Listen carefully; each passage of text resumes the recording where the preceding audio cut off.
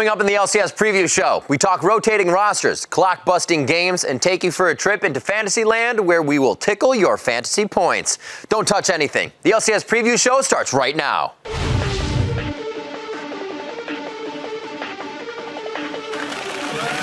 is Broken going in, but Broken will be hunted down. Celeber down towards Tam. This is surely the game for Rocket.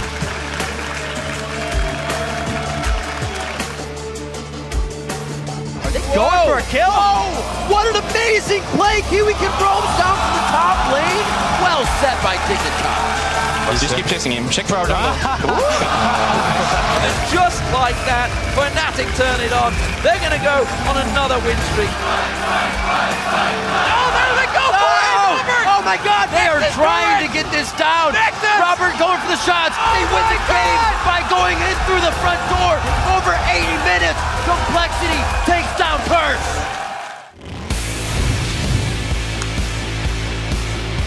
Welcome to the LCS Preview Show. I'm Remington Bism III, and it's good to have you back. Because in an alternate universe, that Complexity versus Curse match is still going on. Just think of those sweet fantasy points the teams are racking up. I'm Joshua Jatt Leesman, and in this reality, the game did actually come to an end, and we're here to highlight that match along with the rest of the action in the LCS from Week 8. That's right, and to kick things off, let's jet across the world to Cologne, Germany, and the European LCS. After 2 days and 8 games, there was plenty of intense fighting in the lanes to choose from, and we'll start with the Super Hot Crew versus Fnatic. Coming from this highlight, we start off just about 4 minutes and 15 seconds in. It didn't take too much time for these guys to get things started. Speaking of being super hot, Fnatic was on a 4-game winning streak coming into this one, and they did not slow down right off the bat, so as breaking out the top lane Gragas and destroying that Mundo early on.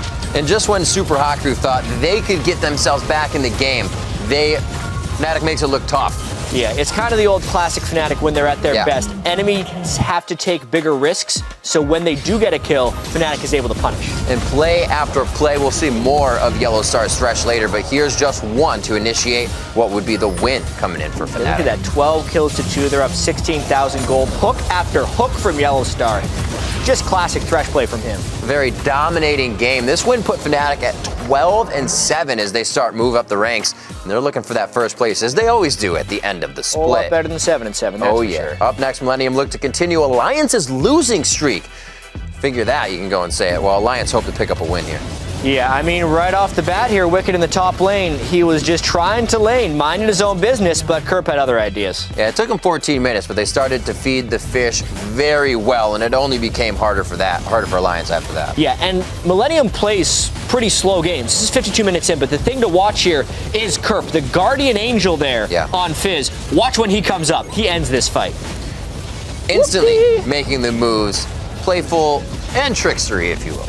You could say that a few times. 20 kills after that fight, and man, they dragged that win out over Alliance. Alliance on a big slide. Yeah, coming out of that one at 10-9, but on the flip side of the coin, now a 9-10 Rocket versus that sliding Alliance. Yeah, and right here, this was just not a smart dragon play by Alliance. Shook got way too low, and Rocket was able to collapse on them and pick up a ton of kills. Yeah, they are able to get so many from this. The social media was all over this game. Fans seeing their team slip. Alliance really not looking as good as they did in the beginning of the season. No, monstrous lead here for Rocket, but then at one point we did end up seeing Alliance with a bit of a comeback. They just kept dying and dying and dying. This Baron play by Rocket, though, they made a mistake, and Alliance was able to capitalize. Watch Frog, and it's off the screen, but he kills both of Rocket's carries.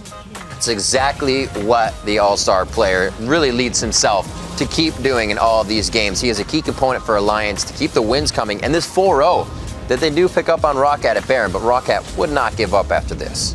Yeah, it was a minor setback because we have to remember what a absolutely gargantuan lead Rocket had coming into this, and the farm didn't go away when they died a few times. So this time Froggen doesn't get the perfect Yasuo ultimate, and no one touched Celeber, so he goes a little bit off. Yeah, when you leave Illusion free to play, especially Celeber, he's going to have a fine day. Picking up a nice triple kill for himself here.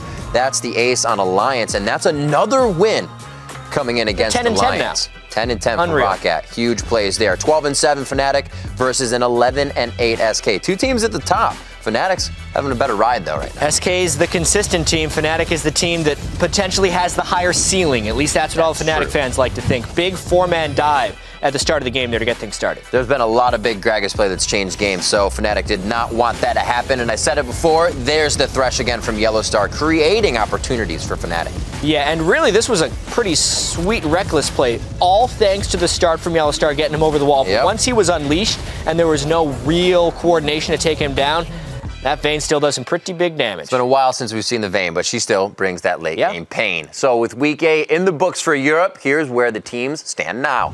Even though Alliance is in free fall with a 4-game losing streak, they remain on top at 14-6. But Fnatic has decided to do that thing they do, where they turn things around at the last minute and win the split. So they are right behind Alliance in second at 13-7. And they are followed closely by a two-way tie for third, where it has SK Gaming and the Super Hot crew tied up at 11-9. Now for a look at this week's roster rotations in the European LCS, let's head over to the man with the hair that never quits. How you doing, Quikshot? I'm great, Riv, and I really like your choice of shirt today. Looking dapper, my friend. You're looking good indeed. So you have new players coming in this week. Who's making the changes? Yeah, it's no real surprise. It's the bottom two teams, Riv. They've made the changes. Let's start with Gambit. Last week, they replaced both Diamond and Darien with Lulix and Cubon, respectively. And during the Gambit Analyst AMA earlier this week, their analyst was saying that they were looking forward to having Cubon back, but there was no mention of Lulix. Shortly after that AMA, it was confirmed that Diamond would, in fact, be returning in what is arguably one of the shortest substitutions in LCS history. For the Copenhagen Wolves, they started the split with 2 brand new players, and they're making 2 more substitutions for this week. Both Airwax and Countard have been replaced by Brokenshard and Soren, respectively. Brokenshard, of course, coming from ComplexIty in North America, and Soren, who'll be filling in for Countard. Countard made it clear that he needed to step back. He needed to take a break. We'll see how we can fill in Countard's shoes. There's only 3 weeks left before the end of the split. It's not impossible for these teams to make playoffs, but it is very unlikely. So the more realistic assumption is that these teams are looking for a strong promotion tournament team. If you think back to the spring split where Millenium were in the same position, they made the substitute of RNA to Cottonex, and the team got stronger and stronger. They made strong sides in the summer split. Maybe Gambit and Wolves are looking to do the same. And we'd also like to revisit our own mid-season report card from 2 weeks ago now. Here's what you said just before the Super Week in Week 7. 1, Fnatic was a big disappointment. Roccat was bad. Millenium was a pleasant surprise. And you named Tabs as the mid-season MVP. So let's do a report on your report card, starting with the Fnatic changes. All right, so I stand by my original point. At the start of the split, Fnatic was a disappointment. I think more specifically, I did say that Fnatic were an inconsistent team, and they're consistently proving that they're an inconsistent team. To make more sense of that, if you look at their first 6 weeks of gameplay, they had a 50-50 win-loss ratio. They started Super Week losing 2 games, then winning 2 games, and every week after that, they won a game and they lost a game. So you never really knew which team was going to show up. But when the right version of the team did show up, they would dominate their opponents. And when their mirror universe selves would show up, well, we'd see things like that disastrous base race against Alliance. But ever since our Week 7 report card, from the time I said I was disappointed, Fnatic have not lost a single game. FLICKR himself has said that drawing nearer to playoffs, the team has just got some new energy and some new focus. And it feels like Fnatic feels the pressure of playoffs, and they smell the allure of Worlds. And with that in mind, they've really taken their game to the next level. All right, next up, let's talk about Roccat. You also called them a bit of a disappointment in our report card. Ouch. Yeah, a bit of negativity. At that point, they were indeed a disappointment. They were the 3rd place team from the spring split playoffs. They were underperforming in the summer split, and they look lost. Right now, they have a 5-game winning streak. They have won 9 out of their last 12 games. And in the second half of the split, Roccat have just found life. I think it has to do with Veggie, their coach, living with them. He's back in the house. He's helping the team feel more prepared. He's finding the confidence in the players that they had lost between spring and summer. And Roccat are definitely on the upward trend. And moving on in that report card, you also said that Millenium was a pleasant surprise. Has that changed? It has changed, and I'm surprised they've not grown more as a team. They still rely heavily on one style of play, and it doesn't always work. If Millenium don't get kills, they don't get objectives. It is that simple. And the team is looking stronger, of course, than they were in spring. and they are in the running for a playoff position, but I wonder how far their reliance on their individual players and their importance on finding those kills, how far can it really carry them? All right, and finally, let's take a look at Tabs, who you called the midseason MVP. Unfortunately, he's really struggled since then. Yeah, he has struggled, but the whole team of Alliance has, I'm afraid. We've seen his KDA plummet. It was 6.3 in the first 3 weeks, down to 2.29 in week 8. To better quantify the drop, he gave up 19 deaths in his first 16 games. And in his last 4 matches, he has died 15 times. It is poor positioning. It is over-aggressive play. It's not having a front line from the rest of Alliance that are all contributing factors. Now, I am being a little overly harsh because I feel 4 bad games out of the whole split of 28 does not remove you from the running of the MVP title. So there is time for Tabs to get back to his pre-slump performances along with the rest of the team. All right, thanks for the roster information and the updated grades, Professor Henry. We'll see you a bit later today. So Tabs underperforming highlights the issues that Alliance has been having, and they are showing all the signs of a team in triage. To find out if they can stop the bleeding, we're going to bring in Shox, who has been speaking with the players. Welcome back, Shox. Great to have you. Always a pleasure, Riv. So Alliance was well on their way to a record-setting season, but ever since losing a match to the Copenhagen Wolves during the last Super Week, the team has been flatlining. What have the players been saying? Well, Riv, I decided to talk to the 2 guys that have played together the longest, Froggen and Wicked. About the current losses, Wicked says they didn't affect the team morale because they realized they lost due to them being in a slump, and that means they need to focus on getting back into shape. But the team wants to remain on top. Wicked says, and I quote, "Everyone on the team is very talented mechanically, so we're focusing on teamwork and mindsets. It's important to us that everyone is positive and focuses on the now and not on the past." So how do they feel about Fnatic threatening their first place position now? And what are they planning to do for the rest of the split? Well, when it comes to Fnatic, Wicked states the meta fits that team perfectly, and they were faster at adjusting to it in a short term. But now that Alliance has adjusted as well, he doesn't think that Fnatic has the edge over them anymore. Froggen agrees that Fnatic's strength is meta-related, saying, with the way European teams play, they might have the edge in the current patch just because kills are rewarded more than they were earlier in the split. As far as the rest of the season goes, Alliance is not worried. Wicked said, "Worlds is something I haven't thought about too much yet because it doesn't matter until we qualify, and I don't want to waste time on focusing on something I don't have to." Froggen is a bit less descriptive and simply said, "Even though we're on a 2-game losing streak, we are still #1, and that is what matters. I don't want to comment on Worlds until we actually qualify." And I'm still quoting Froggen here, "No jinxerino." All right, Shox, thanks for heading up Alliance and getting their take on the second half of their slump, or summer slump. The European teams will have a chance to change those standings right after the preview show concludes. Week 9 will begin with the Super Hot Crew taking on Roccat as both teams hope to climb the ranks. And on Friday, the Copenhagen Wolves will try to pull themselves out of the relegation zone as they face SK Gaming, and the day will conclude with Gambit trying to do the same against Fnatic. So now let's trip the light fantastic and check in on the studs, duds, and thuds from the Fantasy LCS with Jatt. Thanks, Raven. With 8 weeks of Fantasy LCS, we've seen some surprises, like the entire roster that went from a dud to a stud last week. First up, it is Roccat. If we look at Selliver and Vander, these guys both stepped up substantially. Vander saw 250 more points than he was estimated to have, and Millenium's top laner Kevin had the most fantasy points for a player in Week 8, which is incredible coming from a top laner. But as you have studs, you also have to make some room for the duds, and this European lineup of SK Gaming was awful last week. 3 points for N-rated, 5.9 for Svenskeren, and 8 points for SK Gaming as a whole. And you think it was just Europe that had a bad fantasy performance? Not really so. North America had their SK Gaming impersonators last week as well. Unfortunately, it was Dignitas. 3.2 points for Kiwi Kid, 6.7 for Crumbs, and a dismal 10 points for the overall team score. Definitely didn't want to have Dignitas players on your team last week. But let's look forward to this next week and check out a couple sleepers. Kevin, sure, he was the top scoring player last week, but he's playing SK Gaming and Roccat, 2 probably very long games, which does mean a large chunk of fantasy points. Selliver as well looks to continue his hot streak. Look at the teams he's playing against. He should be successful. And also Altec, he has a 5.8 KDA against COG and Dignitas. And as far as sleepers are concerned, he's only being started in 14% of the league, so get on it.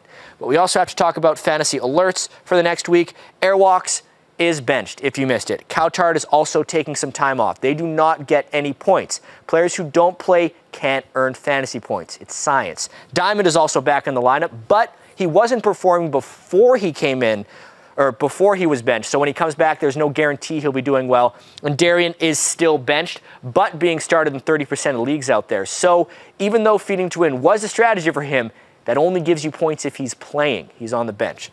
And remember, last week I told you that Curse would be a good sleeper pick. And if you remember, we had a little wager between myself and the stat master ClakeyD about how Curse would perform. So we turned to you on Twitter to see who was right. So, who won? Well, here are those of you who supported my choice. Thank you for all of those, and clearly it's not even a contest. We're talking about fantasy points. Every one of their players went above and beyond and pulled in nearly 50 points more than their estimated total. Thank you to all those tweets. It's very clear that this is... All right, I'm breaking in here. When I said Curse would get crushed, that's what I meant. And when the team did get crushed, here are the tweets I received to back me up. I'd like to thank all of you for supporting me, especially my #1 fan, Rivington Bisley III, and American Parrot. It's a good list of names you got there. It's a really, really long video you made. That's besides the point, Jatt. They lost both of their games, had low KDAs, and didn't even hit their estimated fantasy total as a team. The only reason they pulled in those player points was because they played the equivalent of 4 matches, which was an anomaly. So unless you replaced every single person on your fantasy roster with a member of Curse, which would be crazy, you wouldn't have reaped the benefits. I mean, you call it crazy. I had 4 Curse members playing against you, and I beat you by like 100 points. But the bet was whether Curse would crush or be crushed. Yeah, in fantasy points. You're a fantasy point. Whoa, all right, gentlemen, hold up here. Okay, so I'm going to step in. Technically, Jatt was right. We're going to give you that right now. Securing his spot as our fantasy guru, yes, that happened. But it is up for debate among the staff, and we want you to help decide. So in the end, turn your tweets once again to @LOL Esports, and if you think Jatt nailed it, tweet, Jatt is right. And if you think Clark had his stats ruled and he won the challenge, tweet, ClakeyD was right. And whoever gets the majority of your support will have the pleasure of making their rival wear one of these fashionable and lovely t-shirts on the next week's show. So tweet now and tweet often, and we'll see who struts away with the new look on next week's show. So now let's set aside our differences and hit /all on your keyboards. Listen in as the players reveal their innermost selves to us. Yeah. It's time for all chat. Sarah, yo, I love you. Thank you. Wow, no love back. Get rejected, son. Can we all be pyramids for today? I feel like we don't win because we don't have matching icons. Yeah. We got Lulu. Finish. I have Cleaver in a second. Give me the Lulu's Cleaver. Yeah. Give me the Penta. No. Stop. Nice. I have J. Wicked. No! Finish. Can we end? I think we should. Yeah, we can. I can join you soon. Okay. Who's gonna defend this? Kog'Maw without flash? All we have to do is play the map and then map the plays. That's actually correct. Don't overcommit on kills, objectives over kills. Yeah, I don't have ult, so be careful, don't fight. We're going for just objectives. No fights. Need to be a lot more coordinated. Yeah. But can we Nashor then? No, we can't. No, way too early. Don't get too excited. Can we go for base race? No, we lose. So what? We lose anyway. We have to try. Maybe they will panic. No. Yes. Keep him busy. Right cog. I'm going. Go for the in. Keep Robert alive. Everyone off Robert. Someone get in front of Dom. Yeah. Oh my god, hit base. I'm hitting it. Everyone hit base. Just hit base. Ignore Me and Polly, we wrote a song. I heard. You don't have to tell me. Don't be front, son, no seats on the bun. We be up in this drive-thru. Order for 2. I got a craving for a number 9 like my shoe. Maybe I should go into voice acting and then cosplaying. There's no way you think Cyanide sister is hotter than mine. What about my sister? Oh, my sister beats your sister, 100%. My sister beats your sister, 100%. Oh man, I hope they don't put that in the thing. The sister wars are real. So, all right, last week we only had one new champion kick it into overdrive and power their way into the summer split. But hey, that still counts. So let's take a look at the champion countdown. J-Ree busted out some Blitzcrank when he picked the great Steam Golem and helped Rocket grab a combined 9-3-16 from Millennium's bottom lane as they beat first place Alliance. That brings us to 66 champions picked this summer, with no hope of catching up to the 84 we had in the spring split by week 9, that's for sure. So we were also impressed when those of you out there managed to predict the next champion to be played, and 2 of you out there nailed it. Both Agent Throde and your mom, yes, your mom, managed to name Blitzcrank as the newest addition to the champ pool in the LCS. But one of you out there also has psychic powers. El Spieltuk was able to not only pick out Blitzcrank, but he also named Millennium's J-Ree as the player who would pick him. That's some pretty impressive stuff. Spiel, you might want to think about moving to New York and opening up a school for gifted youngsters. Just saying. There's still some time for you to turn your powers of mental prowess to the LCS and tell us who you think will be the next champion to make their appearance for the first time this summer. Just tweet your predictions to @LOLesports and be sure to use the hashtag LCS Preview as usual. And while you're busy tweeting your choices, let's look back at week 8 and start the highlights off with the 6 and 12 Complexity versus the 8 and 10 Curse. What's going to happen here? Yeah, surely nothing remarkable. It is just a Complexity versus that's right. 2 teams near the bottom of the stands. You wouldn't think. That was a nice gank, actually. That was. The Wombo combo starts things off, so you get your blood going, right? It puts the bar up there, but can we raise the bar? Dominate started this game so well, but then he's level 18 before he sees the next great gank, 55 minutes in, and Curse actually appears to be making their move. Oh, then it must be over soon, because this fight just seems like somebody would push her to the base. Pick it up. Don't go much longer than 60 minutes. No, not at all. Curse gets a lot of kills, and then they've been at it for a while, so they're trying to end the game here because they had been pushed back to their base for quite some time. This, though, is a real dangerous move. That's a big crocodile coming out of the base. They get a good 2-0, do this push down mid, but then it gets a little scary. Curse always wanting too much, kind of falls back into their bad habits. Yeah, this is such a crazy game. Cop was playing quite well. He had a really nice flash over the wall earlier. Yeah. His fantastic Fire-Arcane barrages, and he hits the last one with his last bit of mana. You would think that Westeros ended up killing him. No, Cop got away. No, Cop's Cogma was godlike at that point, but at 81 minutes, Robert Exley and Bubbadub go mission impossible after the fight starts on the left side of the screen, and they go sneak. Watching that again, it's remarkable that Bubbadub got out of that alive. Sonya's plus the spell vamp. I said he was going down. Ultimate kept him up, and then Robert Exley finds a sneak attack to the Nexus. Oh, you can't hit it anymore. That's because Westeros killed the inhibitor. In the last moment, the wow, what a game, wow. That's pretty much what we're saying. That's what we were saying indeed, with a few other obviously choice words, but a great game coming out there for Complexity to take the winner. Next highlight featured the first of our tiebreaker matches, going for first place, LMQ versus Dig. Yeah, and LMQ was 0-2 against Dignitas, and not in close games, mind you, coming into this one. But boy, did they look like a team possessed here. Really great games of what they could do, but it was all about Vasily bringing out that Tristana. It really was his main champ. 5-0-4 before this fight, and he took over the game. You often don't see AD carries take over the game like Vasily did here, but he was just all over the place.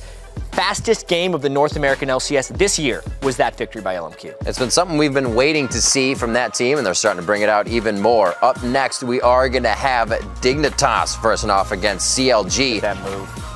Another Link one of our a little bit classic games. too close to the wall, not health potting up as much as they needed to, but who expects Thresh to be in that wall? I would against Dignitas. Kiwi Kids Rome always coming so early, but you also have to expect Alframu hitting the max range bindings after flashing, also making plays. A lot of supports wouldn't even think to make that play. Alframu actually pulled it off. How about another one? Right onto Crumbs. And this was CLG just running a train over Dignitas. A bad week for Dignitas, 2 quick losses. And despite a good start for Dig there, it was just too much on double lift. He came through. Yeah. Cloud9 versus Team Solo Mid in our next highlight that we look at. Just 1 minute and 30 in. That's all it took for them to want to focus down Mundo in the top lane. 4 balls. Yeah, and TSM is really rewriting the book about their history against Cloud9 this split. They'd pretty much never beaten them aside from one time, and they've already beaten them the split, plus up 7-1 coming into this fight. 7-1, and Wild Turtle finds that as a window. He puts on the shell, he goes deep, and it looks like it kind of gets chaotic here, but in the end, he looks for 4 and he gets it. Sneaky got so low, there was nothing to keep Wild Turtle back in this fight. Because of this, actually, Demon ended up beating me in fantasy. He had Wild Turtle. Ooh, and because of that, TSM still on the rise, and Cloud9 continues to struggle. So as the North American teams continue to jostle and jockey for position at the top of the standings, things remain pretty tight for now. LMQ and CLG remain tied in first, with TSM right behind them in third place. And Cloud9 and Dig are tied up for fourth, just one game back, as Curse, Complexity, and EG round out the bottom of the table. And if you were watching the North American LCS last week, then you might have noticed that one of our games was slightly longer than normal, or else you tuned in at different times throughout the day for that match and wondered why we were forcing Complexity and Curse to keep playing against each other in back-to-back games. Yeah, but it was actually just a single game, and it was the longest game ever. At 1 hour and 20 minutes, it lasted longer than any match in LCS history, and then some. And we all know that long games mean broken records, and here are some of the achievements picked up in that match specifically. Complexity picked up the most gold in a single game with nearly 130,000. Quas also didn't die the entire 80 minutes. Robert X. Lee grabbed the most CS in a single match with 709. And while on that farming streak, he also managed to pocket 31.9 thousand gold, the most for a single player in one game. To put that into perspective, he could have actually purchased some ridiculous things. If the game allowed him to, he could have had 8 Trinity Forces, or 29 Zeals, or most importantly, what everyone should have done, 901 health potions and a crystalline flask. That would be quite a party. And it was definitely a match for the books. And while we can't track this particular stat, it's probably some sort of LCS record as well. After the game, probably tweeted, "Fun fact, I had to pee at the beginning of Champion Select." Hoping it wasn't a long game. Probably, we salute you and your OP bladder. So we'll see if even more records get broken when the North American LCS picks back up with Week 9, beginning on Saturday. The action begins with Curse facing Team Dignitas, and a victory here will help Curse begin to pull themselves out of the bottom of the table. And on Sunday, 4 more matches will be heading your way, including a battle for control of first place as LMQ and CLG square off. And before today's European LCS matches begin in just a few moments, let's pause and remember the big plays from Week 8, or as Prolly's bladder calls it, the Pinta. Coming in at number 5, it's Voyboy and Owl Dominate with the Stealth Ball Observer System on Who Else. Combo off. Oh, they do! Wombo combo indeed. Served up just right. Look at Dominate, he's loving it.